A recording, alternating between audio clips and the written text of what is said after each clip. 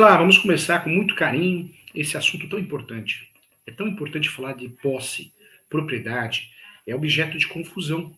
E muitos advogados, advogadas, corretores, operadores do direito. É muito comum, muitas vezes, um juiz, uma juíza marcar uma audiência justificativa, sendo que a ação é petitória. Não é uma ação que se discute a posse.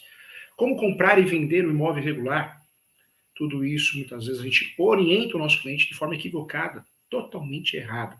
Então, juntos, nós vamos navegar por esse assunto tão importante que é posse e propriedade na prática, trazendo a teoria, mas trazendo a prática para você. Com muito carinho, com muito amor, tá bom? Vamos lá. Estamos iniciando, então, a Semana da Prática na Advocacia Imobiliária. O objetivo dessa semana é fazer com que você conheça o assunto, domine o assunto, para que você possa trabalhar nos negócios imobiliários, nas transações imobiliárias com qualidade, com conhecimento, com autoridade, tá bom? Vamos iniciar aqui. Professor Júlio, o que é propriedade? Nós não podemos chamar de proprietário aquele que tem um contrato de gaveta. Não podemos chamar de proprietário aquele que tem uma escritura pública não registrada. Não podemos chamar de proprietário aquele que tem uma carta de edificação, uma carta de rematação, uma ordem judicial, uma sentença com a partilha de bens, divórcio e partilha de bens. Não podemos. O único documento que prova a propriedade no Brasil, é a certidão de propriedade, ou certidão de matrícula, também chamada de certidão de transcrição. Nós temos a Lei de Registros Públicos, a Lei 6.015. A partir dessa lei, deixamos de usar a nomenclatura transcrição e passamos a usar a nomenclatura matrícula. Isso, para ficar didático, vamos lembrar do CPF, do SIC CPF. Lembra disso? O SIC, vale a pena lembrar, quando nós falamos do SIC, é o CPF é o SIC, mas hoje nós chamamos de CPF. Então, a transcrição e a matrícula é exatamente isso. Nós temos a mesma nomenclatura, na verdade, mudou o termo, mas o mesmo sentido, a mesma interpretação. O único documento que prova a propriedade é a certidão de propriedade, seja a matrícula, seja a transcrição. Já ouvi muitos boatos absurdos, hein? Ah, professor Júlio, a minha cliente não pode fazer uma ação petitória, ação de registro, porque ela não é proprietária, ela só tem a transcrição no nome. Só tem a transcrição, meu Deus do céu, ela é proprietária, ele é proprietário. Porque a transcrição e a matrícula é a mesma coisa, só mudou o nome, mas é a mesma coisa, é o mesmo documento. É claro que a matrícula é muito mais, como nós temos algo novo na matrícula, mais recente, mais completo. A transcrição realmente é precária, mas é registro, é prova de registro também. Então, confusão muito grande. Quando nós falamos de proprietário, tem que ter o seu nome no cartório de imóveis. Não adianta ter o seu nome na escritura pública. Tem muito advogado, o leigo, corretor de imóveis, corretora, que o sujeito mostra a escritura pública e fala, legal, está regularizado no imóvel. Não está, não.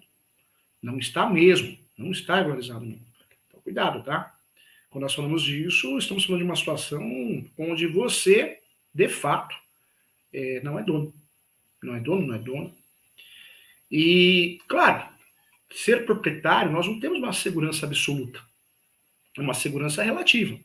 Mas, dentro do nosso país, é o melhor dos mundos.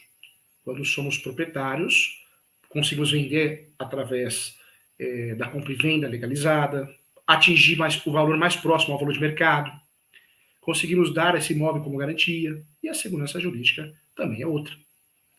Mas também não podemos desprezar a posse.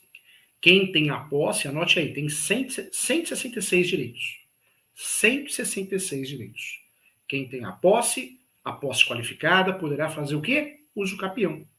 Uso capião judicial, extrajudicial, uso capião administrativo, que é a REURB, pode fazer uso capião, escolhendo uma das 36 modalidades, uma das 36 espécies. Pena que na graduação, gente, a gente aprende 5, né? Muito pouco. Cheio de cursinho aí, cobrando caro, falando que você vai ganhar muito dinheiro com direito imobiliário, judicial, extrajudicial, também promete rios e fundos, você vai ver, a pessoa não é advogada como que vai ensinar você a ganhar dinheiro na advocacia? É meio ilusório, né? E muita gente cai ao desespero, ou ensinando errado. Cuidado, tá? Muita atenção em relação a isso. Quando nós falamos aqui de posse e propriedade, então são conceitos distintos.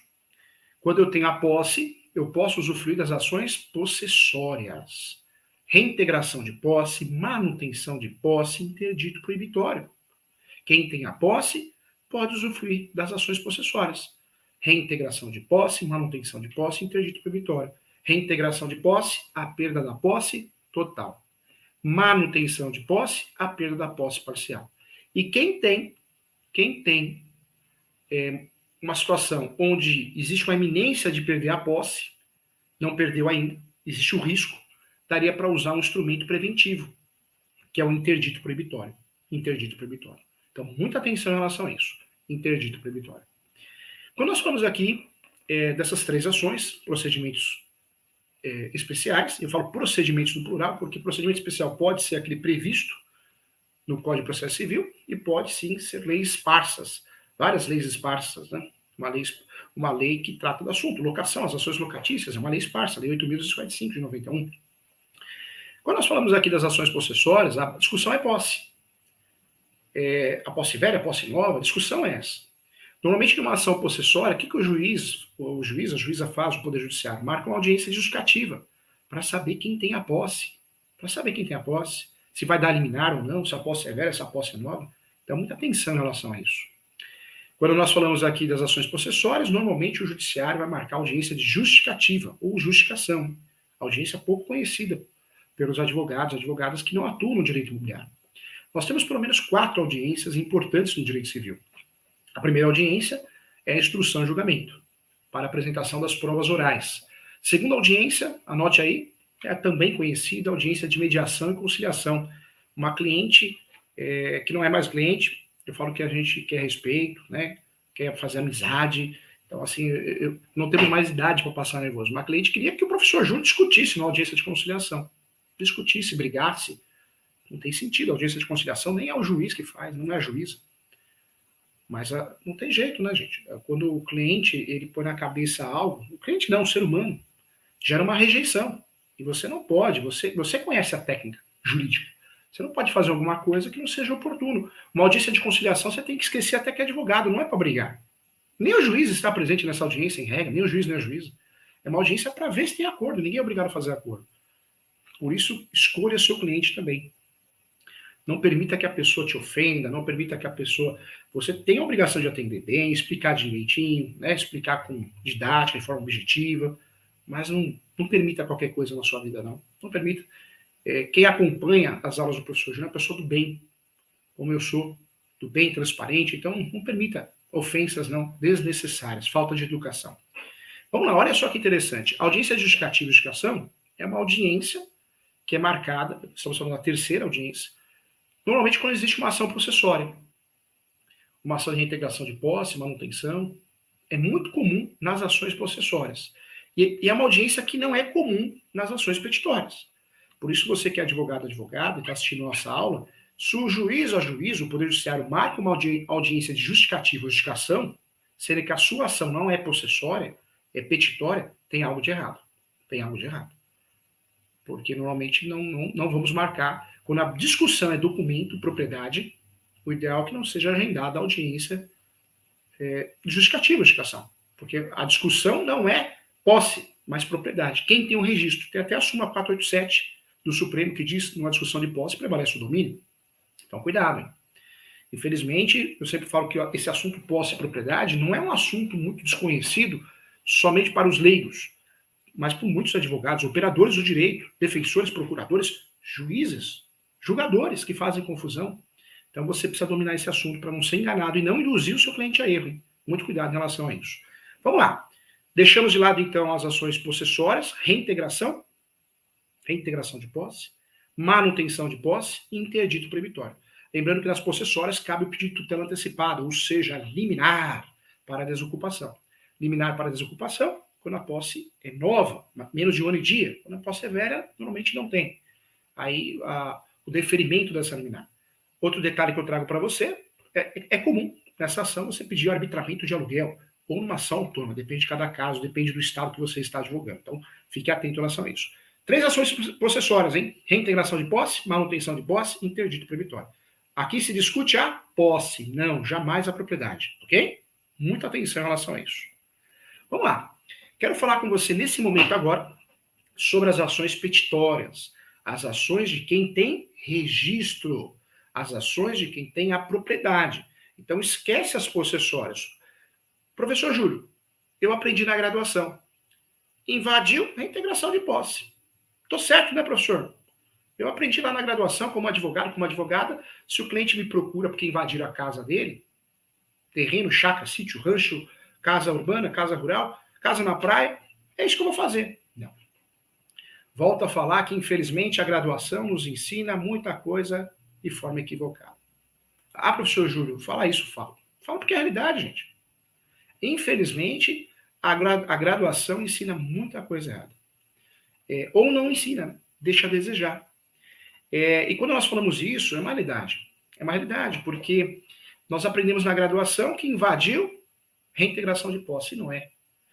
Você escolher optar numa reintegração de posse, sendo que o seu cliente tem a propriedade do imóvel em seu nome, seja ele, seja ela, você errou feio. Errou feio. Caberia até uma representação na OAB por erro técnico, verdade. Errou feio.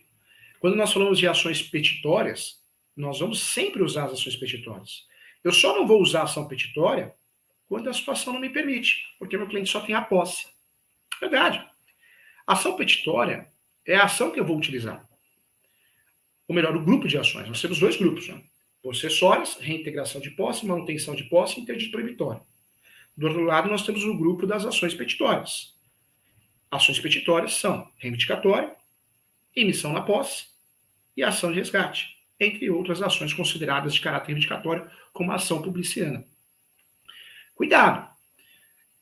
Toda vez que eu vou fazer uma ação petitória, uma delas, eu preciso ter o registro à propriedade. E aí você já sabe. Nesse momento do nosso curso, você já sabe o que prova isso. O único documento que prova isso. O restante não prova, não. Aí eu pergunto para você, qual que é o único documento que prova a propriedade no Brasil? Qual? Não entendi. Fala de novo. Isso mesmo. Parabéns para você. Parabéns para você que falou. E você que não falou nada, presta atenção de novo. O único documento que prova a propriedade é a certidão de matrícula, é a certidão de transcrição, é a certidão de propriedade. Que quem vai me fornecer isso é o cartório. O cartório de imóveis competente. É o cartório de imóveis competente que vai me fornecer isso. Então fica atento, hein? Fica atento para não errar. Então nós temos aí as petitórias, o mundo das petitórias. Nas petitórias nós temos então a ação. Primeira ação, reivindicatória. Segunda ação, emissão na posse. Terceira ação, ação de resgate. Cuidado para não errar. O que tem de advogado, advogada que é contratado, cobra caro do cliente e ingressa com a ação errada, é brincadeira, hein? Acaba ingressando com a ação errada. Acaba ingressando com uma ação possessória, sendo que o seu cliente tem registro. Não era para fazer possessória nunca. É um dos maiores, eu diria que é um dos maiores erros do advogado imobiliário, ou que não é da área imobiliária, que é de outra área, previdenciário, trabalhista, criminal, tributário, empresarial, e vem advogar no direito imobiliário sem experiência, sem estudar, sem quebrar a cabeça. Por isso eu falo que quem faz tudo não faz nada. Tenta se especializar para o seu bem. Com muito carinho eu falo isso. Um dos maiores erros é isso. É esse. Escolher o instrumento processual errado. Escolher o instrumento processual errado. A partir do momento que você escolhe uma ação processória, você escolheu muito mal. Porque a possessória são ações mais demoradas, mais cansativas. Verdade. São ações que a chance de dar errado é muito grande. Cuidado. Eu jamais vou usar possessória se cabe petitória, ou petitórias no plural. Reivindicatória, ação de emissão na posse, ação de resgate. Cuidado, tá? Infelizmente tem muita gente escolhendo a ação errada. O que é ação reivindicatória, professor Júlio? A ação reivindicatória é um ato judicial que tem por objetivo reivindicar um direito que está em posse de outra pessoa. Então, através da ação reivindicatória, o nome dessa ação, é possível reaver esse direito. Eu vou reaver esse direito, o direito de posse. Reaver o direito que não estava sendo usufruído. Como que funciona essa ação reivindicatória? Olha que interessante. As ações possessórias, outro grupo de ação. Ações petitórias, eu estou trabalhando com registro. propriedade, ok? Não dá para errar. Cabe dizer, gente, sim, que a ação reivindicatória consiste no direito de propriedade, ou no direito do proprietário, discutir o direito real da propriedade do seu bem. Portanto, essa ação é um instrumento, sim, pelo qual o proprietário, que não detém a posse, ou deixou de ter a posse, possa reaver isso judicialmente, para que possa ter a posse do bem que possui o direito de propriedade. Alguém tem essa posse de forma injusta, mas não é proprietário. Então, nós vamos usar a reivindicatória justamente para isso, para recuperar essa posse. A finalidade é recuperar a coisa que está em posse de terceiros, desconhecidos, invasores, pessoas de má fé. A ação reivindicatória, ela está fundamentada no artigo 1228 do Código Civil. 1228. E esse artigo é o grande artigo que fundamenta. Quais são os requisitos, gente? E aí eu falo para você com muito carinho, para propor uma ação reivindicatória. Quais são os requisitos? Eu diria que pelo menos 3 requisitos. 3 requisitos, que são essenciais para dar procedência à ação, né, para você ganhar a ação e permitir que ela seja admissível pelo Poder Judiciário também. Primeiro caso, né, acho que é o primeiro requisito, é demonstrar o domínio atual sobre a coisa reivindicada. Você precisa demonstrar que o seu cliente é proprietário, ele, ela, tem que ter a propriedade, a certidão de propriedade atualizada, seja a matrícula, seja a transcrição, hein? Não vai falar essa besteira, falar que transcrição não prova. Prova sim, claro que prova. Se o último ato lá no cartório é transcrição, o seu cliente é proprietário. Claro que faz prova. Então, tem que demonstrar o domínio sobre a coisa reivindicada. Tá? É o primeiro requisito. Segundo requisito, individualizar ou individuar, né, a coisa pretendida. Ou seja, demonstrar os limites e confrontações do imóvel, identificando minuciosamente esse imóvel. Pode ser através de uma planta, numeral descritivo, uma topografia, um georreferencial, ou fazer muito bem isso na peça, né? Na peça, seguindo as descrições do que aparece na matrícula. Terceiro requisito, e um requisito muito importante, que é demonstrar que o réu está exercendo a posse sobre a coisa de forma injusta. O réu é invasor. Então, é um requisito importante. Ele está lá, mas está de forma injusta. Então, é também um requisito importante. Nós temos um estudo do artigo 1200, que nos interessa nessa ação também, em relação ao terceiro. Né? É imprescindível demonstrar que o possuidor da coisa exerça a posse injusta, para que a gente possa ter sucesso. Artigo 1200 do Código Civil. Essa posse injusta, para efeito possessório, é a que possui vícios de origem, de forma violenta, clandestina, precária. Já para efeito da reivindicatória, a posse injusta também pode ser declarado sim, que é aquela sem causa justa, ou sem justificativa. O sujeito está lá sem justificativa. Sem um justo título, qualquer documento escrito, uma razão que não permitia o possuidor estar lá, então ele não saiu após a locação, após o comodato. Então, é bem interessante nesse sentido. Para distinguir, então, a ação reivindicatória das ações possessórias, que é algo complexo e é algo de muita confusão, eu preciso saber que na possessória eu discuto a posse. Nas ações, chamadas ações possessórias, eu vou discutir a posse. Nas ações de domínio, eu não discuto a posse, eu discuto o registro, quem tem o registro. É o que interessa para nós, ok? Então, importante. Temos várias ações petitórias, então. A primeira ação petitória de missão na posse, eu quero ter a posse pela primeira vez. Ação reivindicatória, que é a reivindicação da posse, são ações que não podem ser confundidas com as ações possessórias. É um ponto muito interessante que a gente precisa conversar. Não cabe fungibilidade entre essas ações, entre possessórias, esses grupos de ações, né? Possessórias e petitórias ou petitórias e possessórias, não cabe. Entre as possessórias, legal, cabe fungibilidade.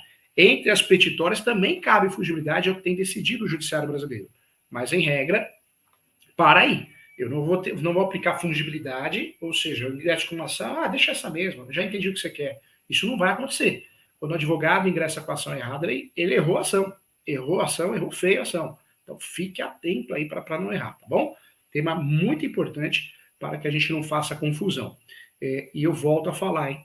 Quando você opta em fazer uma ação possessória, no lugar de uma ação petitória, você errou feio, e pode ter problemas aí, porque é uma ação mais cansativa, mais demorada. Eu só faço ações possessórias quando não tem jeito. Meu cliente tem contrato de gaveta, uma escritura pública, uma carta de educação, uma carta de rematação, uma sentença de divórcio, partilha de bens ou qualquer outra, um inventário onde tem a partilha de bens, não consegue registrar. Por algum motivo, não conseguiu registrar. Ok? Então, fique atento em relação a isso para não errar. É muito importante conversar sobre isso. Vamos lá, mais um ponto que eu quero falar com você. Quais são os documentos que provam a posse? Quais são os documentos que provam a posse de um imóvel? Como provar essa posse? Você sabe quais são? Então vamos lá. Nós temos que provar a posse em diversas situações. Nós temos que provar a posse, quer ver? Um exemplo? Nós temos que provar a posse numa ação de uso capião. Numa ação de uso capião, numa ação possessória, numa ação de direito de vizinhança, dependendo da situação. E como que eu vou provar essa posse? Eu consigo provar a posse através de vários documentos. A posse qualificada, que é a posse que interessa para uso capião, eu vou provar, sim, através de contas de consumo, água, energia, internet. Eu vou provar também através de correspondências bancárias, extratos, cartão que chega, cartão de crédito, né? Talvez auxílios, órgãos públicos, autarquias. Então, eu recebo o extrato da minha aposentadoria, um cartão novo da minha aposentadoria. Isso é prova da posse. Compras na internet. Nós fazemos muito isso hoje, né? Compras na internet. É uma forma de provar a posse. Claro que é. É uma forma de comprar a posse, de comprovar a posse. Declarações de vizinhos, declarações de confrontantes. Eu provo a posse através de declarações.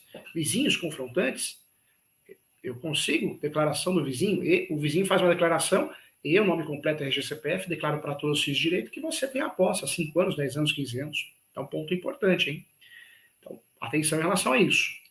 Eu consigo com fotos, imagens, filmagem, ata notarial, que é a nova prova, depoimento pessoal, eu estou falando do depoimento das testemunhas ou da pessoa, né, da própria parte, autores e réus, numa audiência de instrução e julgamento. Então, também consigo provar através da audiência. Então, existem vários documentos que comprovam a posse. Eu consigo provar através do Google, imagens de todos os gêneros. Eu posso provar a posse com prova emprestada de outro processo. Isso é muito comum, isso acontece também. Então, existem vários meios que eu consigo provar a posse. A posse, um exemplo, tá? Para efeitos de uso capião, você sabe que a posse tem que ser qualificada. E essa posse para uso capião tem que ter ânimos dono, alma de dono, intenção de ser dono. Como que eu faço isso? Eu faço isso com benfeitorias, manutenções. Então, nota fiscal. Nota fiscal é uma baita de uma prova. Recibos. Contrato de prestação de serviço. Você não contratou um pedreiro, um pintor? Você não contratou um empreiteiro, um construtor para fazer alguma coisa? Para levantar um muro? Para levantar mais um quarto? A reforma de uma escada? Piso? Revestimento? Contrato de prestação de serviço, seja qual for, é prova. Às vezes você mora naquele bairro, naquela rua, e tem um guardinha. O guardinha faz o recibo para você, não faz o recibo? Você paga lá R$80 por mês, R$100 por mês, R$50 por mês, não sei quanto você paga para o guardinha, que passa de madrugada fazendo barulho, camotinho, apitando. Isso é prova de posse. Isso é prova de posse. Assinaturas de jornais, revistas. Hoje não é tão comum, mas tem muita gente que faz ainda. Isso é prova da posse também. Boletim de ocorrência. Boletim de ocorrência. Muitas vezes você faz um boletim de ocorrência, isso é uma baita prova da posse. É uma prova. Não só o BO, boletim de ocorrência, mas também outros relatos, reclamações no PROCON, que você usou o serviço do PROCON, cadastros, Casa Bahia, Magalu, né, Magazine Luiza, cadastros que você faz, o Carrefour, outros hipermercados, mercados, tudo isso é prova da posse. Prova da posse e do ânimos domini. Cuidado, hein? Para provar a posse, eu não preciso obrigatoriamente ter água no meu nome, luz no meu nome, energia, IPTU no meu nome. É claro que é muito comum isso ser utilizado como objeto de prova, é muito comum. Mas nem sempre eu vou utilizar. Nem sempre eu tenho isso, e aí eu consigo provar através de outros meios. E quando eu falo desses meios, existem vários outros meios que eu consigo provar a posse. Entre esses meios, se eu não tenho água no meu nome, eu consigo provar através, sim, através de declarações de vizinhos confrontantes, através também de uma ata notarial. Então, existem outros meios para que eu consiga provar a posse. Não necessariamente eu preciso ter a água no nome, a luz no nome. O professor Júlio já ganhou várias ações de usucapião, várias ações possessórias, onde o cliente ele tinha um terreno. Eu tinha a posse de um terreno. Não tinha água, não tinha luz, não tinha o IPTU, o ITR, o nome dele, e ganhamos a ação de usucapião. Porque nós provamos através de diligência. Nós recolhemos a guia do oficial de justiça, o oficial de justiça foi até o local e comprovou que ele tinha posse, porque tinha cavalo lá, tinha galinha, tinha ovos, ele vendia ovos caipira, né? Então, dá para provar de outras formas a posse. Não é só agro. Quando tem, ajuda. Quando tem, é bom. Quando não tem, não tem. Então, existem vários meios de provar a posse. A ata notarial passou a ser prova, né? A ata notarial, você faz uma ata notarial e consegue, através da ata notarial, provar a posse. Você pode pagar o tabelião de notas do escrevente para que ele vá no local e faça uma diligência. E aí ele vai testar, vai fazer uma ata. Essa ata notarial é uma excelente prova. É uma excelente prova.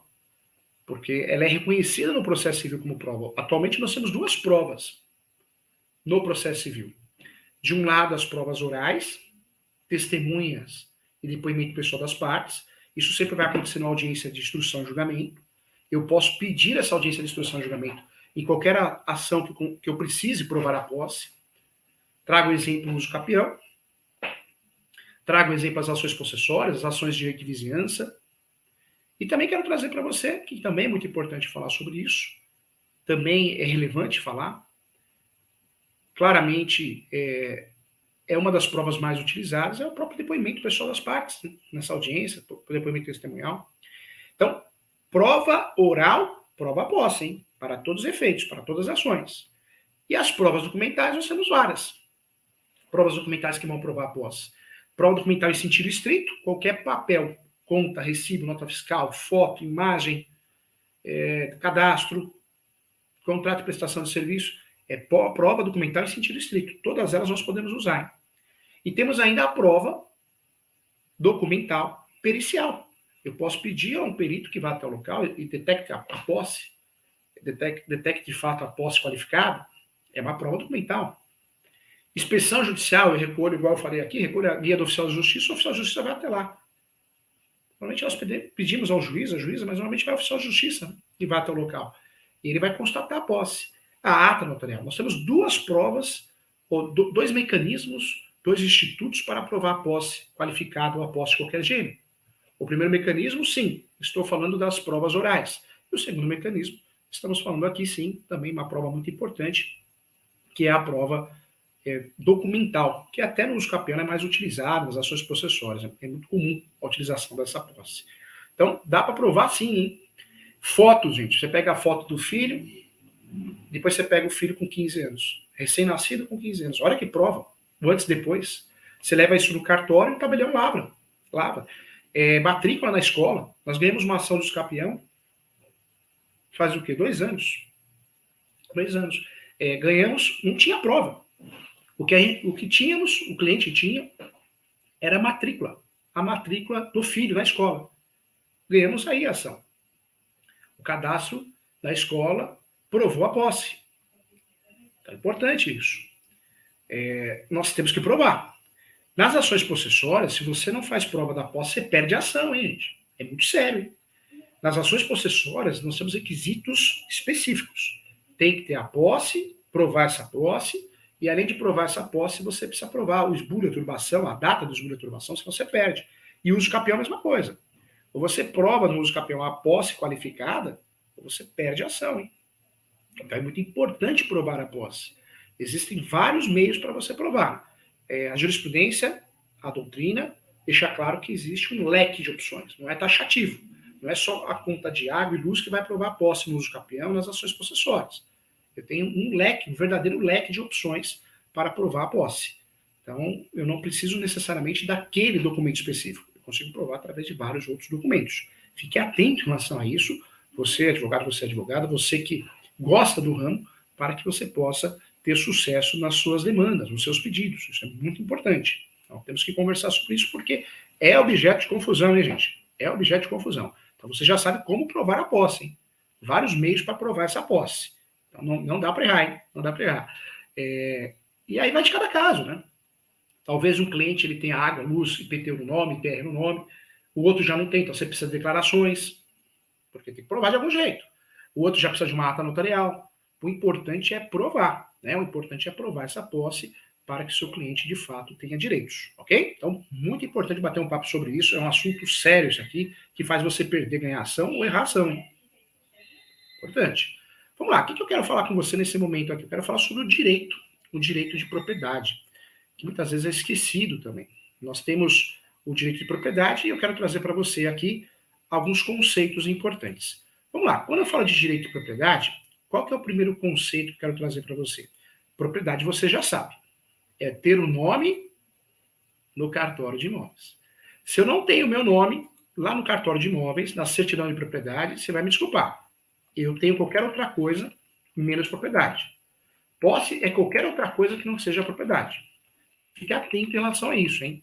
Porque nós falamos aqui, gente, muitas vezes da escritura pública, né? Corretor, advogado, nossa, muitos advogados acham, infelizmente, né? Acabam achando que o direito de propriedade é aprovado através da escritura pública. Nada a ver. Escritura pública, quem faz é o tabelião de notas. É um requisito. Artigo 108. Toda transação imobiliária, para que seja feito o registro, é preciso ter a escritura pública, recolher os tributos para fazer o registro.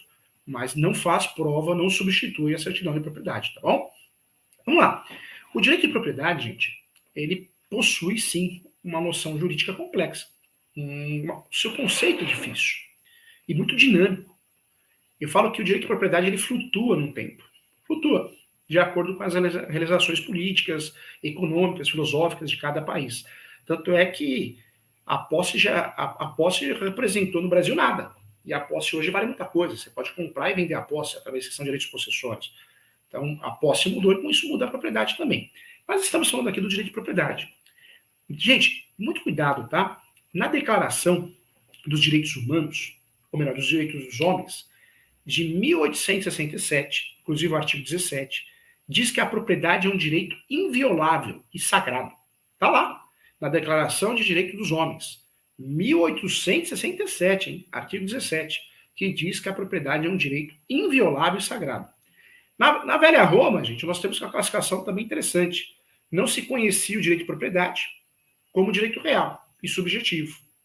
Já no Brasil aparece, né, o direito de propriedade, o código chamado Código do Bevilacqua, de 1916. Aparece como um atributo. A propriedade é um atributo. O código atribuiu à propriedade um caráter absoluto, ou seja, inatingível, né, sem limitações ou qualquer outra restrições ao seu exercício, pois o proprietário naquela época era considerado, sim, o senhor da coisa, e dela poderia implementar, fazer o que queria, o tratamento de bens, qualquer coisa, fazia o que queria, era acima de tudo, praticamente. Contudo, com o passar do tempo, com o passar dos anos, diante de tantos anseios da sociedade, uma sociedade que quer uma distribuição mais justa de riqueza e ainda também a necessidade social do Estado, né, de fato, intervir nessas questões, o direito de propriedade deixou de ser absoluto e passou a se tornar relativo. Hoje você perde a propriedade por uso capião, por abandono, né? Você perde por desapropriação. Então, é uma realidade. O Código 2002, gente, ele trouxe, sim, ao direito de propriedade conotações diferentes. De fato, né, trouxe, não dá para negar isso, impregnadas, né, de noções de sociabilidade e solidariedade também. Apesar, gente, do direito de propriedade se construir em direito real, ou por nível chamado erga omnes, né, que é um termo que nós utilizamos em latim, atualmente o direito brasileiro criou um instituto da função social da propriedade, que aparece na Constituição Federal, que condiciona, né, o exercício da propriedade ao cumprimento da função social. Ou eu posso ser proprietário, mas eu tenho que usar, senão eu posso perder. Não será admitido de jeito nenhum a utilização de bens desvinculados a qualquer compromisso social e econômico. Esse é o entendimento majoritário. Na própria Constituição Federal, se você pegar lá no artigo 5º no inciso 22, 23, você vai ver que dispõe acerca de direitos e garantias individuais e está consagrado o direito de propriedade, bem como a explicação da propriedade que deverá cumprir a função social. Então, acaba resgatando, né? Não só a propriedade, mas eu preciso comprovar a utilização. Então, é interessante. É uma discussão nova ainda falar de propriedade. Atualmente, nós não temos mais aquela visão totalmente absoluta. É seu, acabou, ninguém tira. Precisa tomar cuidado. Se você não quer perder um imóvel de uso capião, você tem que alugar, tem que emprestar, pode perder. Nós temos aí projetos de lei de uso capião de 2 anos. O legislador, gente, de 2002, ele não definiu, de fato, propriedade nem posse, de 2002. O Código diz que é possuidor todo aquele que tem, de fato, o exercício pleno ou não dos poderes inerentes à propriedade. É o que o Código traz para nós. Isso se refere, sim, apenas aos tributos da propriedade. O proprietário ele pode usar, gozar, dispor da coisa. E o direito, gente, olha que interessante, de reivindicar em virtude da propriedade. Nós falamos aqui, as petitórias, né, não as possessórias, de quem justamente obtém a posse ou detém a posse. O conceito mais utilizado eu trago no meu livro que é o Direito Civil, Manual Doutrinário Jurisprudencial, o conceito do professor Júlio, de posse, eu falo que é sui generis, enunciado 492 da Quinta Jornada de Direito Civil. A posse é um direito exclusivo, totalmente autônomo. Eu acompanho esse enunciado. Mudou. A posse você vai declarar imposto de renda, você pode comprar e vender, você pode fazer a cessão de direitos possessórios com cláusula suma de posse, você faz uso capião com 1 ano de posse, 1 mês de posse. E o conceito que eu falo no meu livro, Direito Imobiliário, de A a Z, e Direito Civil, Manual Doutrinário Jurisprudencial, o conceito de propriedade, de forma genérica, direito de propriedade é o poder jurídico concedido pela lei para que alguém possa usar, gozar, dispor de um determinado bem e reavê-lo de quem quer que injustamente o esteja ocupando, possuindo. Então, esse é o meu conceito, que acho que é um conceito simples. Aí você pergunta para mim, o que é usar a propriedade, professor Júlio? Usar a propriedade, você vai guardar assim, ó, consiste em utilizar a coisa, utilização da coisa. Utilizar-se da coisa no seu próprio interesse, ou seja, extrair da coisa todos os benefícios ou vantagens que ela puder prestar, sem alterar a substância. O direito de propriedade não exige o uso. Cuidado, isso entra em contradição com o princípio da função social da propriedade, nós já conversamos aqui. Mas o uso é um uso facultativo. Mesmo que o proprietário não use, não pode perder a propriedade. Esse é o conceito de propriedade fechado. Não é o que a jurisprudência diz. A jurisprudência diz que o proprietário perde a propriedade se ele abandonar. E cai em contradição, inclusive, com vários artigos no Código. O que é gozar da propriedade? Gozar significa que o proprietário pode retirar da coisa as suas utilidades econômicas, alugar, emprestar, arrendar, como, por exemplo, os frutos naturais, industriais, cíveis, além dos produtos. É uma faculdade do proprietário também. Dispor é a faculdade de alienar a coisa, seja onerosa ou gratuita. Reivindicar. O que é, professor Júlio? Reivindicar não é uma facultatividade. Né? Reivindicar é um direito subjetivo. Concede ao proprietário o direito de recuperar a coisa que lhe foi justamente retirada, para restaurar o seu patrimônio. Então, conceitos importantes aqui. Nós temos vários princípios fundamentais da propriedade. E aí eu trago para você, dentro desse estudo, um pouquinho de teoria, mas é importante para que a gente possa utilizar na prática. Quando nós falamos dos princípios fundamentais da propriedade, eu trago primeiro para você. O primeiro princípio, você tem que anotar aí. Oponibilidade. Anota aí. Oponibilidade. Anotou? Essa oponibilidade é erga omnes, hein? Contra todos. O direito de propriedade é oposto contra qualquer pessoa da sociedade humana que viole. É o caráter absoluto. Nós já sabemos que tem uma mudança jurisprudencial sobre isso, mas continua sendo o princípio fundamental da propriedade. Existe uma discussão na prática sobre isso. 2, incontestável. Quem tem a propriedade é público, porque está lá no cartório de imóveis. Então, a publicidade, o direito de propriedade, ele é público. Ele é oponível quando se torna público. E a propriedade se torna pública pelo registro. Registro de imóveis, certidão de propriedade, certidão de matrícula, certidão de transcrição.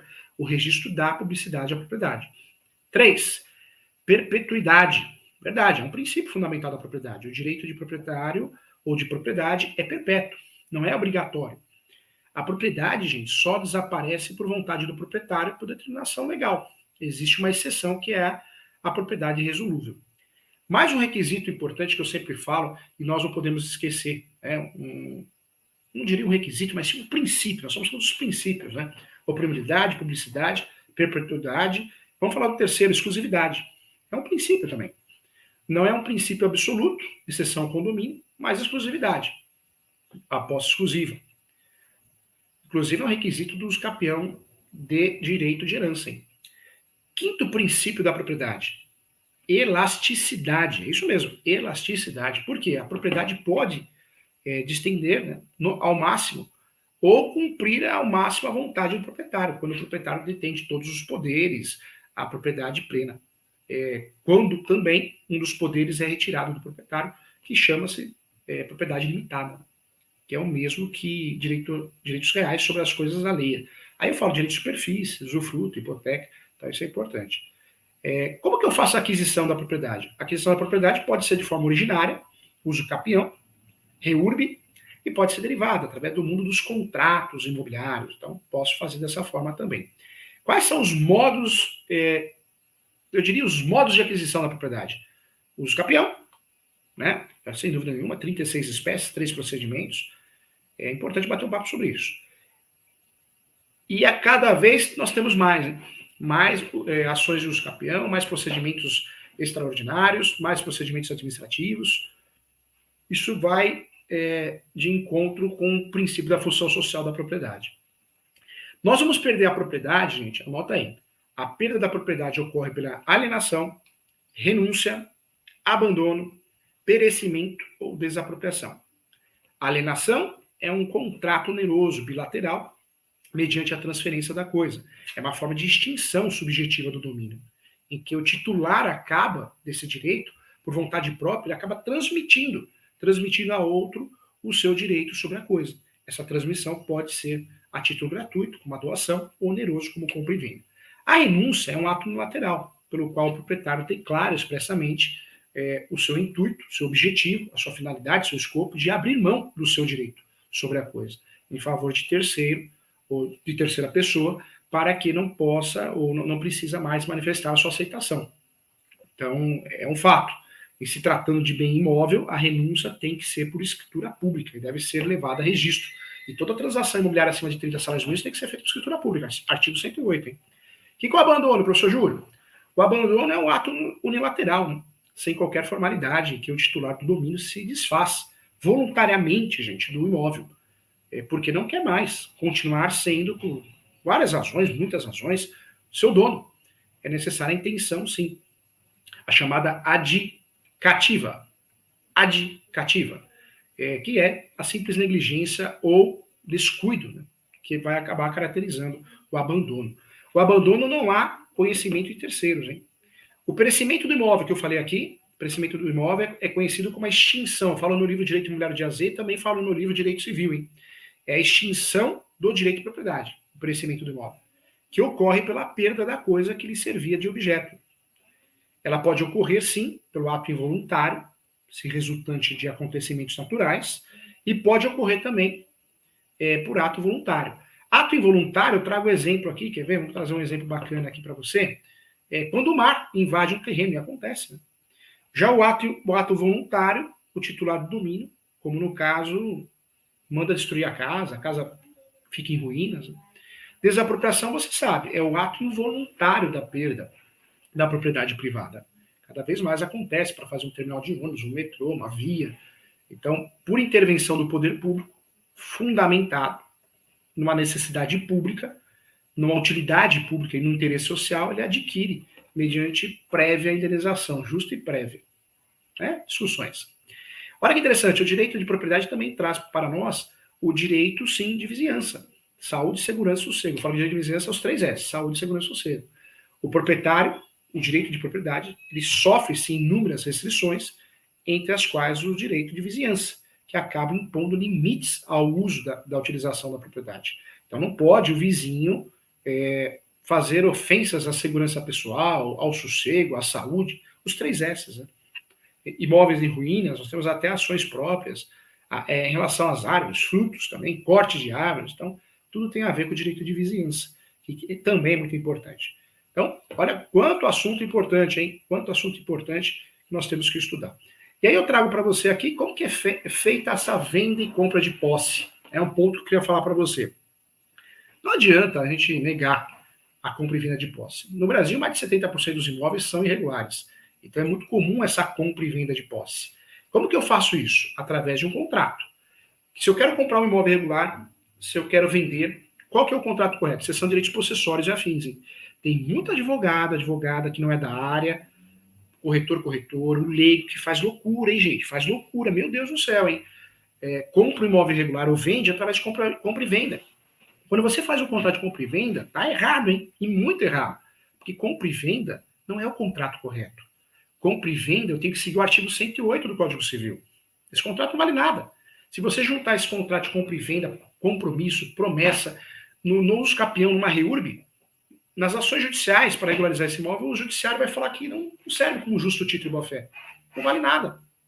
Porque não cumpre o requisito, não respeita a formalidade do artigo 108. Então, quando eu vou comprar um imóvel regular e vou vender um imóvel regular, eu tenho que vender ou comprar com base no enunciado 492 da 5ª Jornada de Direito Civil.